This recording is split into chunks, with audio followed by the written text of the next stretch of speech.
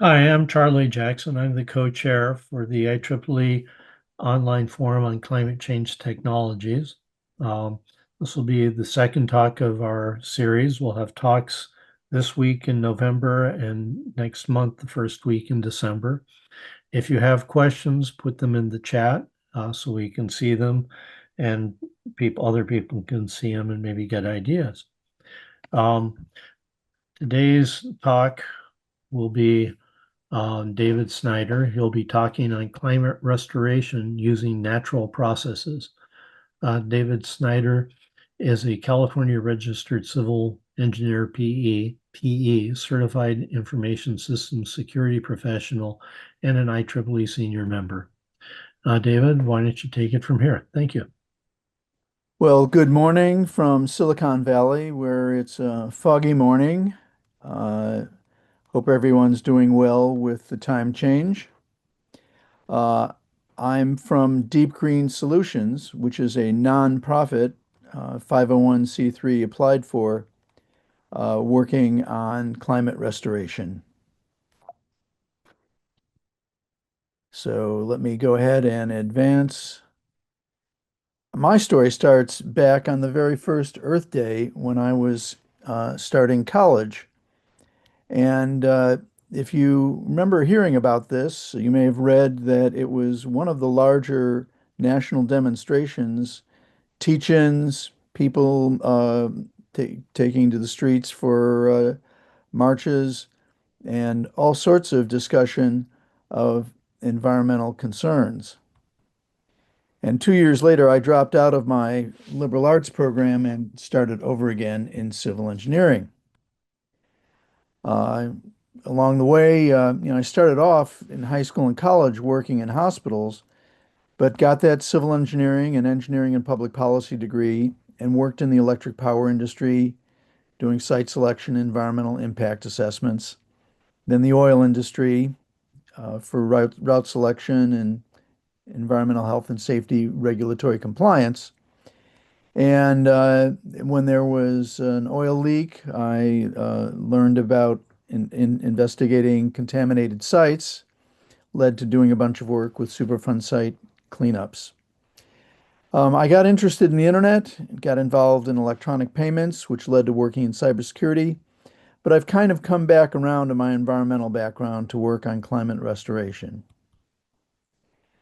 One of the key things I learned early on in environmental education was that that which is common to the greatest number gets the least amount of care. People pay most attention to what is their own, and they care less for what is common. And this is frequently explained in terms of sheep grazing on a pasture in the center of town, the commons. And if there's only a few sheep, there's plenty and it grows back in an adequate supply. If the use starts to increase, it starts to stress the resource, and eventually it can be overused. And we could say, in one way, that humanity has been overgrazing the atmosphere. The world needs to reduce carbon dioxide in the air to historically safe pre-industrial levels. Replicating what happens in the ocean after dust storms and volcanoes looks like the way to go. Now, we think we know how pollution looks. This is the Cuyahoga River back in the late 1960s, where the river caught on fire from pollution floating in the river. Uh, Charlie may remember what the smog looked like in Los Angeles. Uh, Hot water or chemicals being dumped into the waterways result in fish kills. And of course, you may have heard of the book Silent Spring by Rachel Carson that decried the use of pesticides or the indiscriminate use of pesticides, which was causing problems. But today, if we look at the atmosphere, if we look up at the sky, do we really know whether it's clean? What if we could see the excess carbon dioxide molecules up there? We might feel differently. And of course, there's methane as well. Today, I'm going to talk about carbon dioxide, and this is where It is measured most commonly at the top of the Mauna Loa volcano in Hawaii at a National Oceanographic and Atmospheric Administration observatory. The data from that observatory uh, is called the Keeling curve after the scientist who originated the work. And you can see that there's a very regular seasonal variation since they started taking measurements back in 1958 and a constant upward trend from below 300 parts per million in the pre-industrial days to over 420 parts per million now.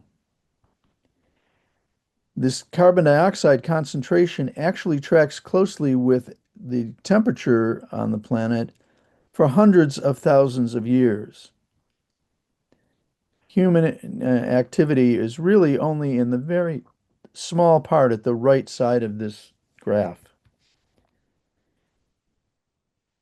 So here we are in that more recent period of human development, and it really spikes in the last 50 to 100 years. And this is what we're dealing with. And we don't know what the ultimate effects are going to be because we've never experienced it.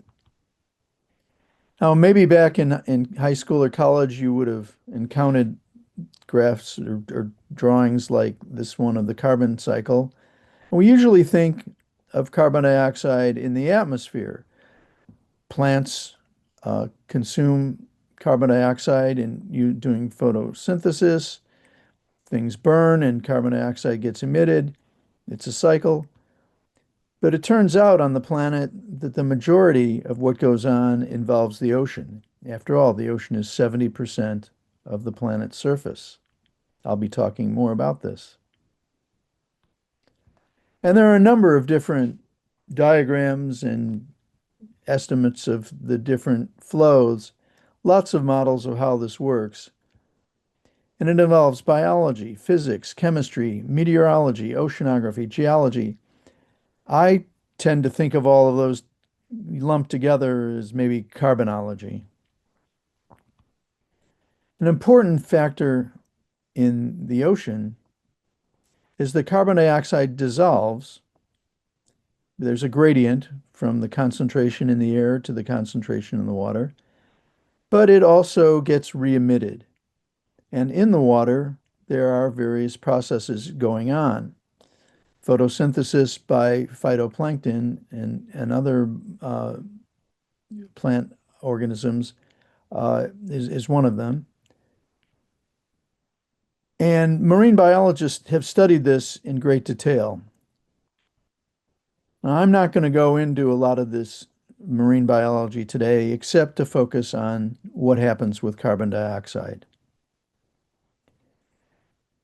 One thing we know is that the chemical system of carbon dioxide in water results in acidification, especially when there's not enough phytoplankton to consume that carbon dioxide.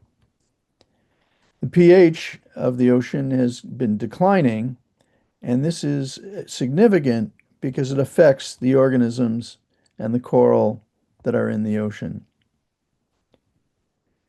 Here's an example of the chemistry. It's a little fine print, but it's basically a carbonate system where carbon dioxide combines with water to give you carbonic acid, and then it goes from there.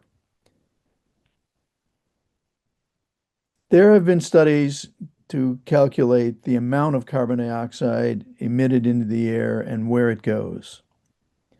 About 40 gigatons, that's billions of tons, gets emitted into the atmosphere, most of it from human activity today, and some from deforestation and so forth. A bunch of that carbon dioxide gets trapped in the atmosphere. About 19 gigatons out of that 40 gets trapped in the atmosphere. About a quarter of the carbon dioxide annually gets absorbed into the ocean. But that's a process, as I said, that it goes in and out, and we'll talk more about that. And then about 12 gigatons is captured by plants. And there have been proposals to say, well, we can solve the problem by planting more trees. Well, there's just not enough land to plant enough trees to take up as much carbon dioxide as is being emitted. So emissions control is going to be essential, but that's not going to be enough. And then there's a very small amount of carbon dioxide that's being taken up by mechanical and other methods, such as direct air capture, but it's really the proverbial drop in the bucket.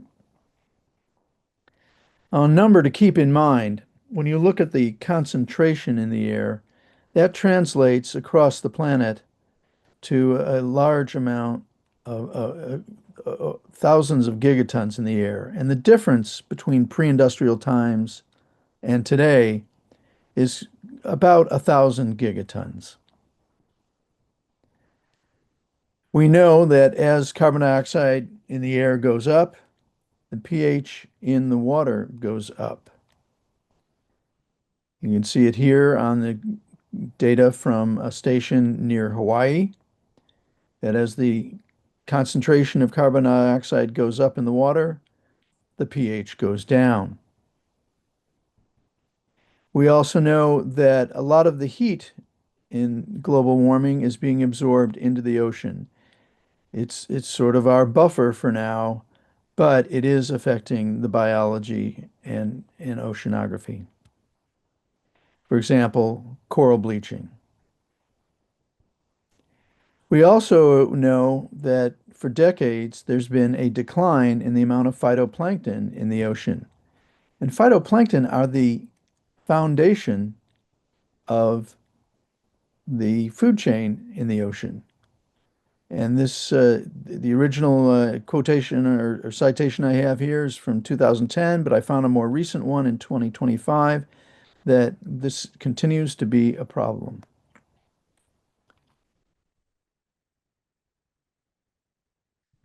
So here's where we're at. Too much carbon dioxide in the atmosphere and a corresponding increase in average global temperature.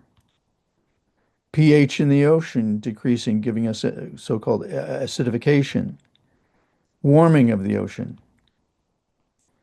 And the ability to absorb that carbon dioxide is being overwhelmed because of the decrease in phytoplankton. We know that the carbon dioxide in the atmosphere, the excess is about 1,000 gigatons. And we figure it's going to take about 60 gigatons per year removal from 2030 to 2050 to get back to that pre-industrial concentration. So that's where we are today. So we're talking about something called climate restoration. Emissions control is not enough. Fortunately, we can look at how nature does it. Oceanographer J.H. Martin, back in the 1980s and 1990s, discovered that an increase in dust storms over the ocean leads to increased phytoplankton growth. Phytoplankton photosynthesis captures large amounts of carbon dioxide, and some of that goes deep in the ocean. In addition to dust storms, iron is replenished by volcanic activity, ocean upwelling, and whale poop. And we've found some interesting things about volcanic activity. This is a map of the Philippines, and I don't know if it's large enough to see, but it marks the location of Mount Pinatubo in the northern island in the Philippines. And that's the South China Sea to the left. In 1991, one day in June, early in the day, it looked like this, kind of picturesque, but it got pretty scary pretty fast. And this is satellite imagery showing that ash cloud from that volcano blowing into the South China Sea. And I call your attention to the 100-kilometer scale bar there to give you some idea of the magnitude of this event. And also keep in mind the size of that relative to the size of the South China Sea for some discussion we're going to have later in the talk about a 100-kilometer scale activity. So in 1991 and 92, we actually saw a leveling off of the increase in carbon dioxide in the atmosphere as measured at Mauna Loa on that earlier graph that I showed you. And after a year and a half or so, the concentration returned to that gradual climb following that same slope. So this is evidence that the impact of that volcano was significant. Approximately 17 gigatons of carbon dioxide that was trapped and dealt with instead of going into the atmosphere and along this trend line. Another thing that we've been studying is what are called downwelling eddies. Now, everyone knows there's currents in the ocean, but sometimes the wind and the currents combine to form eddies. Sometimes they're upwelling, sometimes they're downwelling.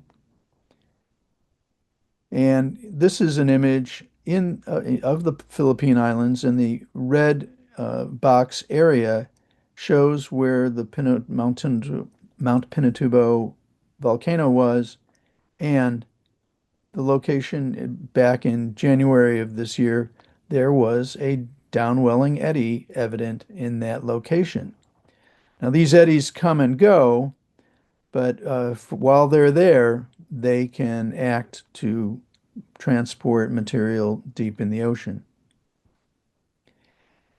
We know from the historical record that there's some other volcanoes, specifically Tambora and Billy Mitchell, highlighted in yellow, where there was also in the fossil record, the Ice Age ice cores record, evidence that carbon dioxide was reduced. And these are the ones that occurred near an ocean eddy. So let's learn from what nature does. Phytoplankton are plants in the ocean. They form the foundation of the food chain.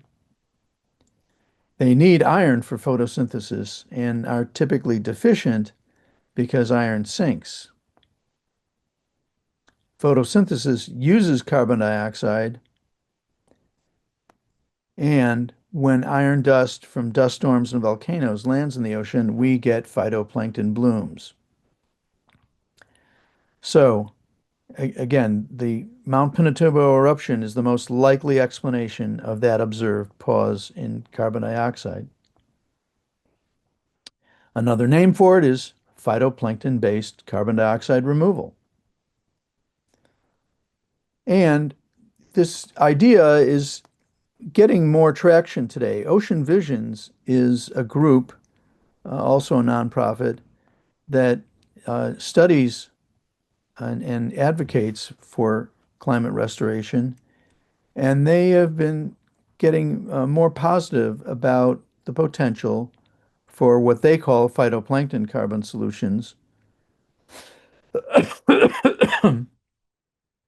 to help restore the atmosphere. And they're most, I think, very valuable that they say, specifically ocean iron fertilization, which is another name for this process we're talking about. Ocean iron fertilization holds promise due to the theoretical scalability and potential cost effectiveness.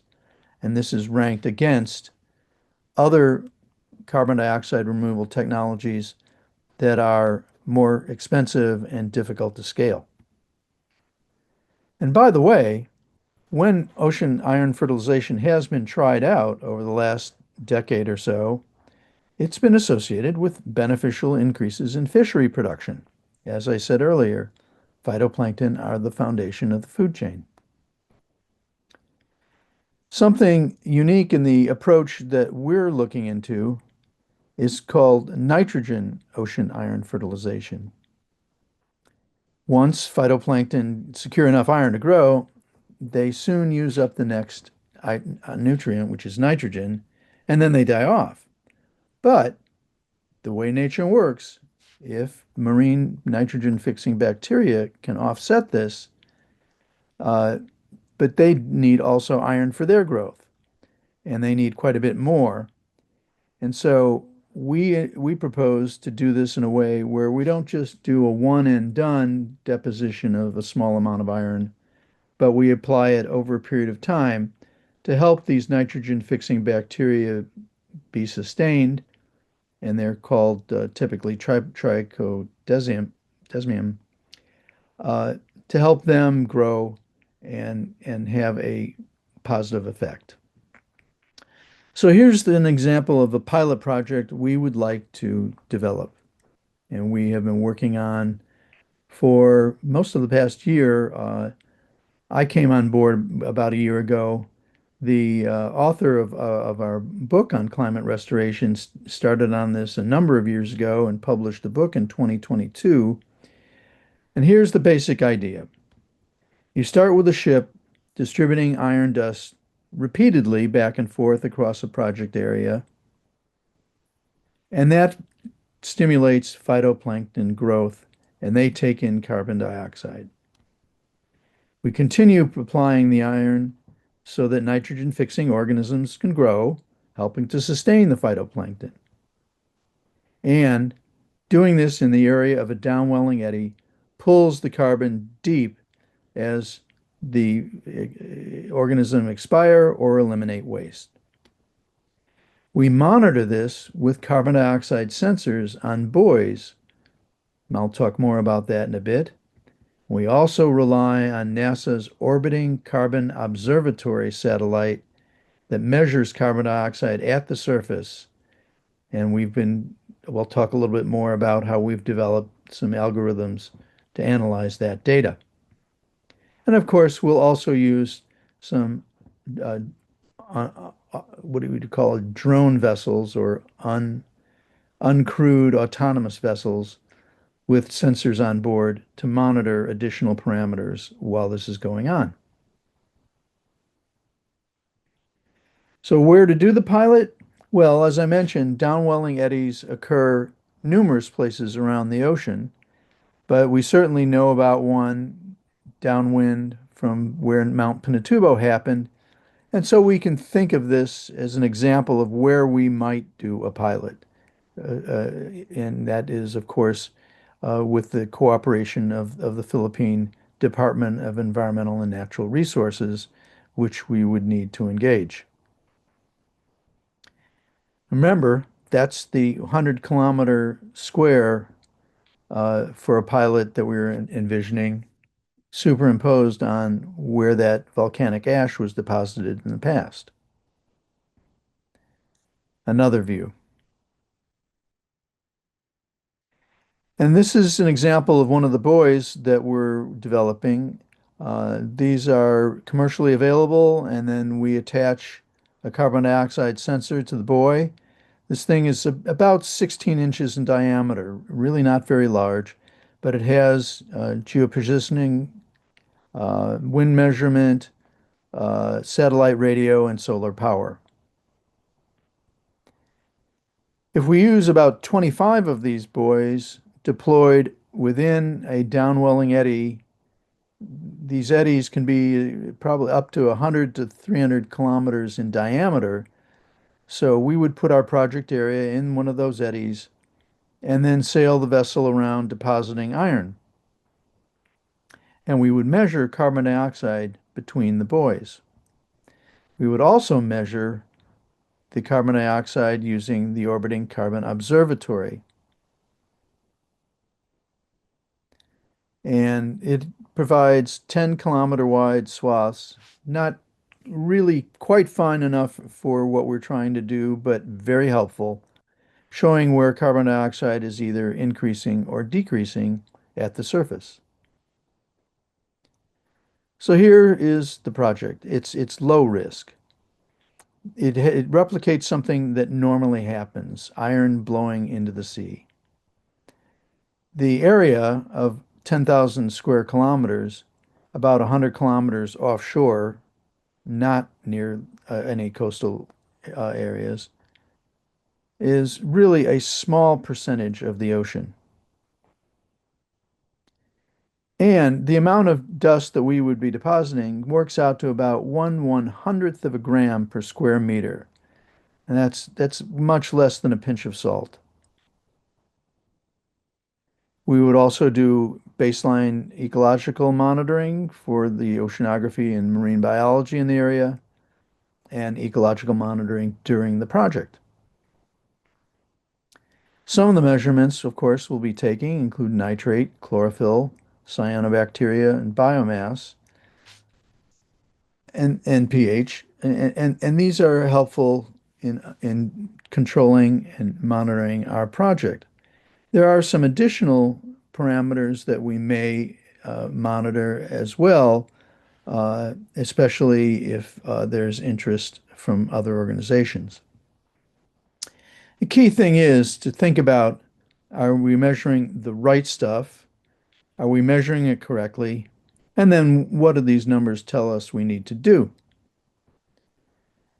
Now, you may have heard of something called monitoring, reporting, and verification, or MRV, defined as a multi-step process to measure how much greenhouse gases are removed and being reported to an accredited third party. This is part of what's called the carbon credits market, and this is not what we are doing. See, monitoring purposes can be broken down into about 5 areas.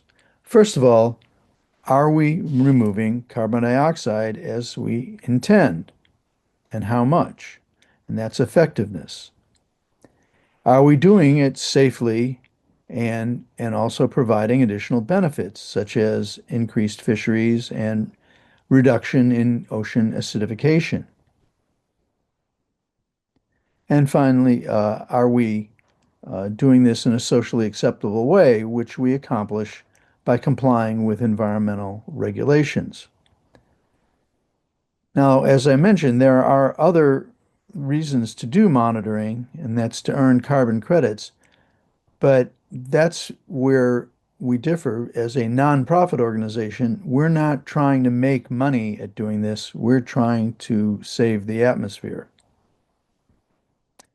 And there are other reasons to study and take measurements to understand marine biology and oceanography. And we're not against doing any of that work. There are certainly a number of academic institutions doing this research, but we're more focused on the actual carbon dioxide removal, the effectiveness of what's going on, as opposed to how it actually happens biologically. So it's the first three where we're focused. And you can think about another context where we don't study something to death.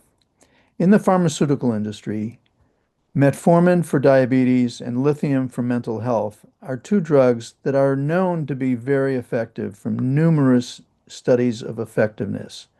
However, studies can still continue to this day on how they actually work in the body.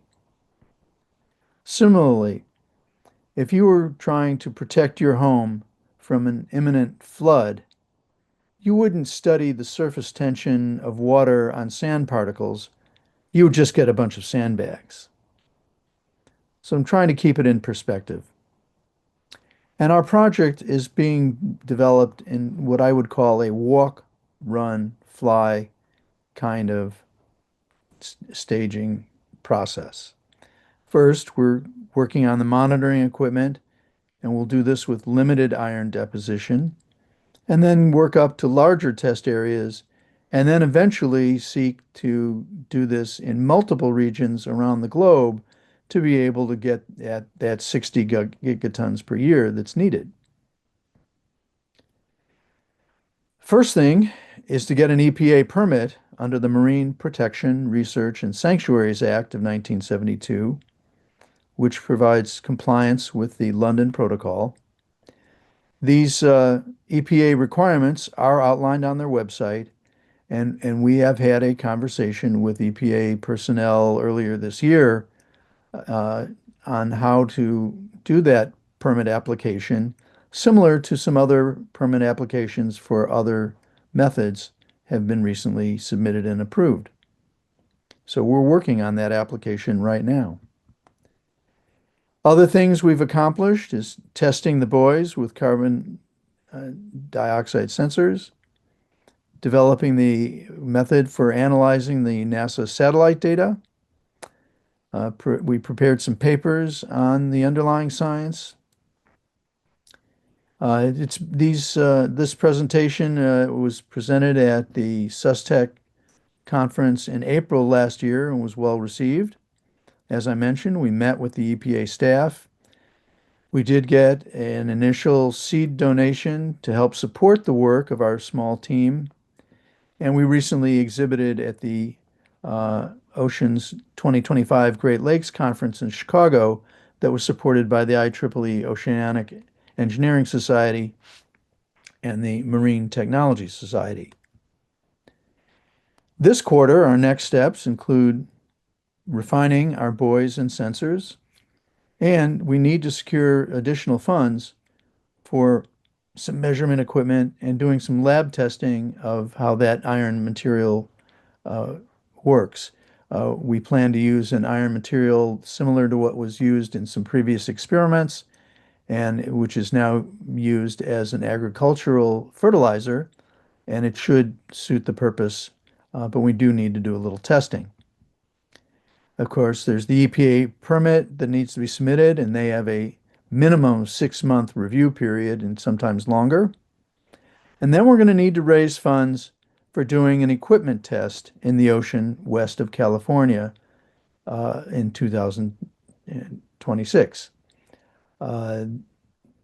The monitoring equipment and the research vessel are expensive parts of doing this work. And once that permit is secured, we can do a test with a small amount of iron. Small test may not show very much because this thing needs to be done at a larger scale. But like I said, we need to do this in a walk, run, fly approach. So that means later in 2027, we should be able to do some further testing of effectiveness and safety, and eventually refine our budget for a pilot, which we think is in the neighborhood of $5 to $10 million for the pilot that I showed earlier. Ultimately, to do this across the globe, we think it's going to take $500 million to $1 billion per year from 2030 to 2050. But before you get too concerned about that number, try to put it in perspective. This compares to $1 trillion a year of environmental damage and economic impact that are occurring from global warming today. This is what was discussed at COP29 and is going to be discussed again at COP30 later this month. That there's a decision that was made that the more developed nations should be reimbursing the less developed nations around $330 million per year, or excuse me, $1 billion per year towards this $1 trillion a year of environmental damage that's occurring. Well, $1 billion a year for climate restoration is 1/1000th of the amount of damage that's occurring. So it's important to keep that in perspective. Yes, so here's that discussion of COP29. So we are a 501c3 nonprofit waiting for the IRS determination. It takes them several months to review the paperwork. And we're focused on doing climate restoration to restore the atmosphere. Our team includes Tan Hun, who has worked on ocean iron fertilization project in the past. I'm an environmental engineer. Peter Kwiatkowski and Carol Douglas co-authored the book on climate restoration. Dr. Burnham is a PhD physical chemist who recently retired from Lawrence Livermore Lab. Joe Brabeck is our Chief Technology Officer. He was the Chief Technology Officer at TopCon. Marcus Cooper is ex-Navy logistics and air traffic control. He's our Chief of Staff. So to wrap up, we're really interested in taking care of the problem of excess carbon dioxide in the atmosphere and in the ocean. This has been known about for decades. Several methods have been proposed, but they're expensive and have limitations. And we believe there's a natural process that can scale up, and it's going to take global action. So please tell your friends and family about climate restoration. Read more about it on our website. We appreciate charitable contributions, and we also probably can use some help in marine biology and oceanography if you are in that area and want to get involved. So the QR code takes you to the website, or you can reach out. And there's one more slide, or two. This one, the greatest failure of all is the failure to act when action is needed. And you might have thought that was from some politician, but it was actually an American basketball coach. So thank you for listening. There again is the website QR code. And I suppose questions would be good right now. That'd be great. I'll read off some questions. Please put questions in the chat. There were a few to start with. I'll start one while people are thinking. Is coral bleaching due to heat or pH or both or neither? I'm not a marine biologist, so please take what I say with a grain of salt. I know temperature is very much a factor. I suspect pH is also a factor, but don't quote me. I'm not the expert on that. Okay. Um, so one question is, what is the chemical form of the iron being deposited? I think you mentioned it, but could you talk more about that? We have some information about that on the website. I don't have that in front of me right now. I'm not a chemist, so I'm a civil engineer. So the exact form, uh, I don't want to be misquoted on it, so I'm going to beg off. Uh, That makes perfect sense. yeah, but there is information on the website that you can look at. Um, let's see. And another question is, would you also monitor the pH in the target region? Definitely, because as I mentioned, carbon dioxide dissolving in the ocean is a complex chemical process. So not only measuring carbon dioxide in the air, but pH and several other parameters. Okay. Um, you mentioned that whale poop was a major contributor, or at least a contributor. Um, what about the silly idea of trying to get more whales out there? It's interesting you mentioned that. It almost could be a planted question by my friends at an enterprise. What's it called? Polar. It's an expedition company, and they want to try and use cruise ships to help provide and to encourage whale population and help with the whale's role in the ecosystem. Uh, there's been quite a lot written on the biological carbon pump, and as I said, I'm not real focused on the marine biology of how that all works, except to take into account that phytoplankton are the foundation of the food chain, and it then moves up, including whales in there, and that was part of the recognition that I think J.H. Martin talked about is uh, part of the way of transporting material down into the ocean floor or at least deep in the ocean, is the what's excreted by various organisms, including whales. Oh, okay.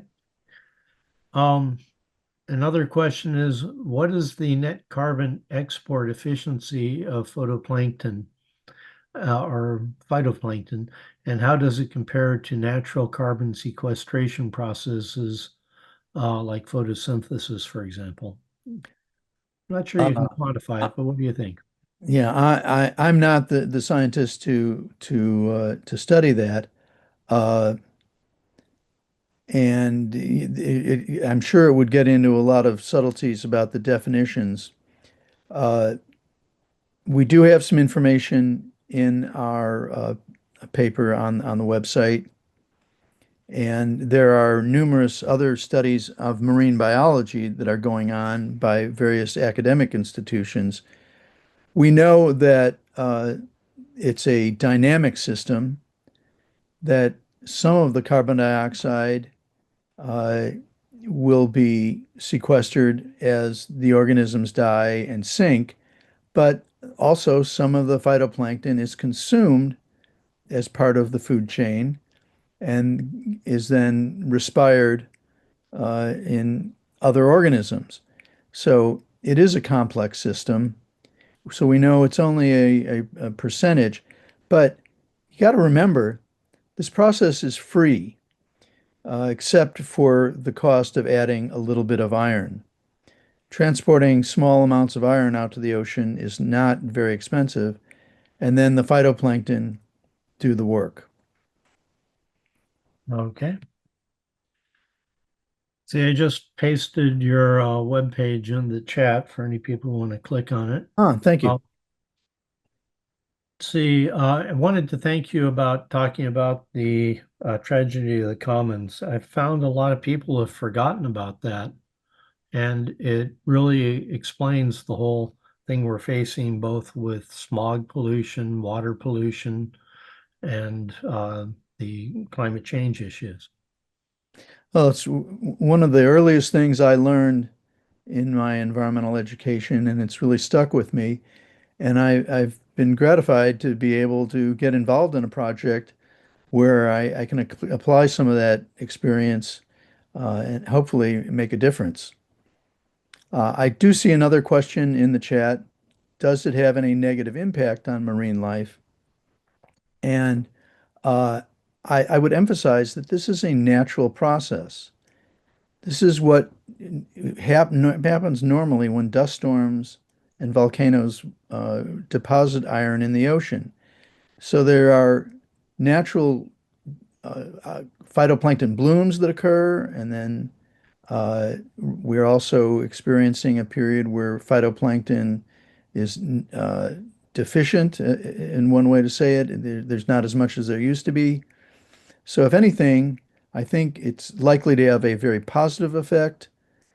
Uh, and any changes that occur within local ecosystems are probably going to be within the natural range of what occurs when dust storms and so forth happen. We will be monitoring for the habitats and species that are present in the project area. That's part of our scale up work to do the homework, to see, to watch what goes on with this natural process that's been occurring for millennia. Well, I think there's some line in the Pacific Ocean where islands above the line are healthier than islands below it. Um, Not familiar. I'll have to look it up.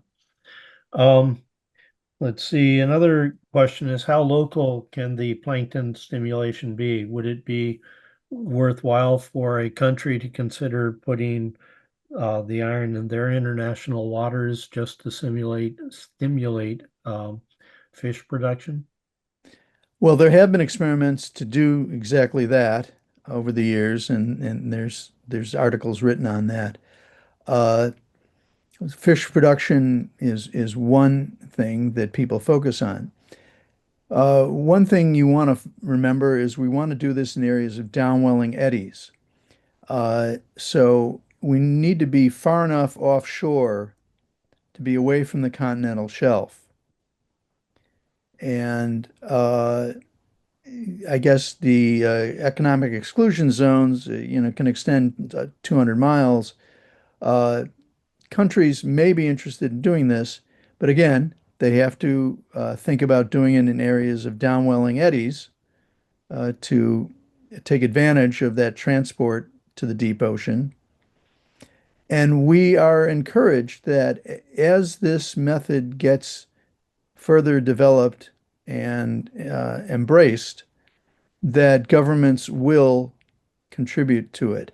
This is not something that can be done at scale uh, as a profit-making activity. Uh, I'm not against people developing various methods to remove carbon dioxide from the atmosphere, and if they can get investment to do that, good for them. But if they want to focus on something that will scale to achieve climate restoration for the planet, uh, they have to think a little larger. And ultimately, governments, I expect, will need to get involved. I will comment that for now, the United Nations climate activities have focused on adapting and mitigating impacts, adapting to what's going on, not restoring the climate. And it's going to take some additional data and demonstration to get that turned around.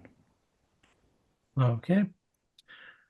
Um, so with that, do you have any closing remark you'd like to make? Well, I hope that people will take a look at our website, and we are looking for people who are interested to get involved. And we, of course, appreciate any support that can be provided. There is a button on the website for making a charitable contribution. Okay. Well, thank you. And that will wrap it up for today's two talks. Thank you very much for an interesting talk. Thanks, Ravinder, do you Charlie. want to say something? Interesting talk. Thanks, David. Okay. Well, thank you, everybody. Tomorrow's talks will be tomorrow. And the talks will be nanosystem device engineering and why the future of computing needs energy efficiency by Simon and Sawdust. So see everybody tomorrow, or at least some of you tomorrow.